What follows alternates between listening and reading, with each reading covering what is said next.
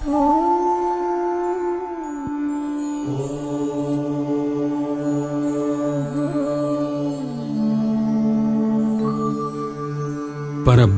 पुरुषोत्तम भगवान श्री स्वामी नारायण ने 3 अप्रैल सन 1781 के दिन उत्तर भारत में अयोध्या के निकट स्थित छपिया गांव में मनुष्य रूप में जन्म लिया। बाल घनश्याम के रूप में दिव्य लीलाओं से भरे बाल्यकाल के कुछ वर्ष उन्होंने छपिया में बिताए और कुछ वर्ष अयोध्या में बिताए और 29 जून सन 1792 की रात को वे नीलकंठ वर्णी के रूप में अयोध्या से गृह त्याग कर निकल पड़े, अनंत जीवों को अपना योग करवाकर उनका कल्याण करने के लिए एक कल्याण यात्रा पर। अमरपुर, नैमिषारण्य, बरेली, नारदवन, हरिद्वार, श्रीपुर, गौरीकुंड आदि स्थानों से होते हुए उन्होंने केदारनाथ की यात्रा की। केदारनाथ से सीधे बद्रीनाथ जाने का अति विकट मार्ग लांघकर उन्होंने बद्रीनाथ की यात्रा की और आगे घोर शीत ऋतु में भी बद्री वन में कठोरतम तपश्चर्या करके विश्व के सबसे ऊंचाई पर स्थित प्रदेश तिब्बत में हिमालय के उत्तुंग बर्फीले पर्वत शिखरों को पार करके उन्होंने मानसरोवर जाकर निवास किया।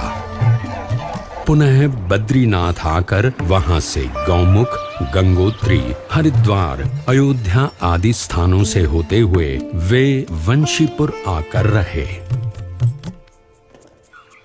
और अयोध्या से गृह त्याग करने के लगभग 1 वर्ष की यात्रा के बाद नीलकंठ वर्णी बढ़ चले वंशीपुर से मुक्तिनाथ की ओर।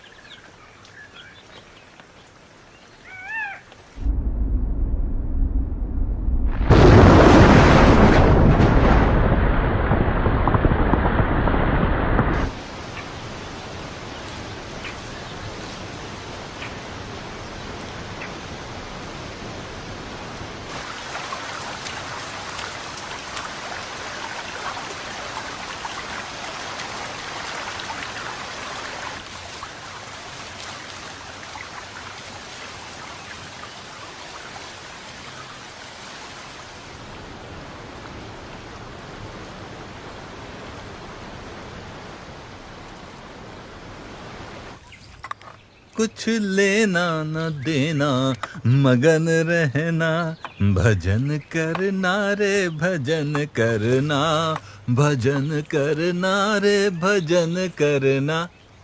भजन तो करना और भोजन भी करना, क्योंकि भूखे पेट न होए भजन गोपाला रे। आहा, भजन करना पर भोजन भी करना, भजन। अरे छोटे महाराज, बाल योगी जी, कुछ भोजन खाओगे महाराज? आओ आओ, अरे बड़ा स्वाद बना है आज तो। लो दीजिए। धन्यवाद। ग्रहण करो योगी जी, ग्रहण करो। यात्रा पर निकले हो? जी हाँ। कुछ सामान नहीं है साथ में? वैसे तो मेरे पास भी और कुछ खास सामान नहीं रहता, पर हाँ, अपने भोजन का प्रबंध करने का सारा सामान मैं अपने पास ही रखता हूँ। वो क्या है कि मुझे भाई भोजन हमेशा बढ़िया चाहिए, एकदम स्वाद। वैसे आप खाने का प्रबंध कैसे कर लेते हो? कुछ साथ में तो नहीं रखते? कुछ ये खाने लायक तो नहीं दिख रहा आपके पास, कमंडल वगैरह के अलावा? सामान की क्या आवश्यकता है? बस इस शरीर को जीवित रखा जा सके उतना प्रबंध हो जाता है और वही पर्याप्त है। बात तो सही है, लेकिन खाने अरे अरे अरे अरे महाराज, अरे ये क्या कर रहे हैं छोटे योगी जी? अरे अरे अरे सत्यानाश, सारी मेहनत पानी में मिला दी आपने। ऐसे पानी मिलाकर भोजन कौन करता है महाराज? इसमें स्वाद क्या आता है और आनंद क्या आता है इसमें? स्वाद तो परमात्मा की मूर्ति का आता है और आनंद भी उनके स्वरूप का, निज स्वरूप का ही आता है।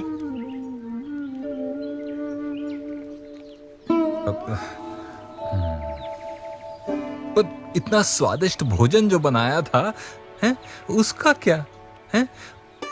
योगी के लिए परमात्मा की भक्ति ही भोजन है और परमात्मा की मूर्ति का सुख ही उसका स्वाद है।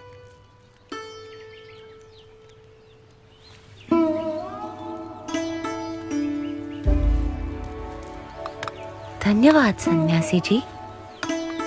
बाली होगी, धन्यवाद तो मुझे आपका करना चाहिए कि आपने मुझे इस स्वाद लोलुपता से अवगत कराया महाराज, और निस्वाद होने की सीख दी। कुछ लेना न देना, मगन रहना, और भोजन नहीं, अब भजन ही करना। भजन करना रे, भजन करना।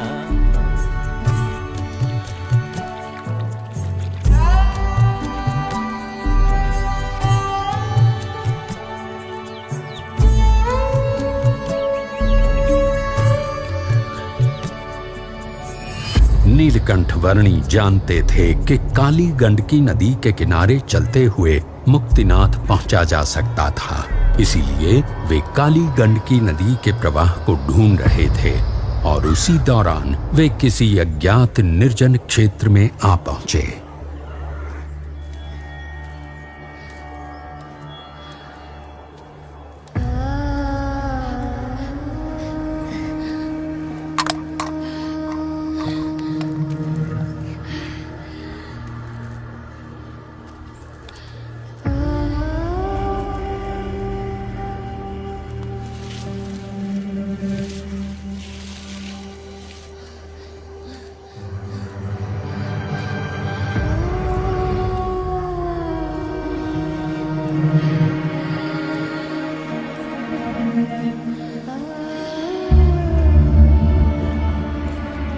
इस सुनसान क्षेत्र में धरती पर खाने या पीने के लिए कुछ भी नहीं था और आकाश में शिकारी पक्षियों के झुंड किसी भी पशु या मनुष्य के शरीर को अपना भोजन बनाने के लिए आतुर थे।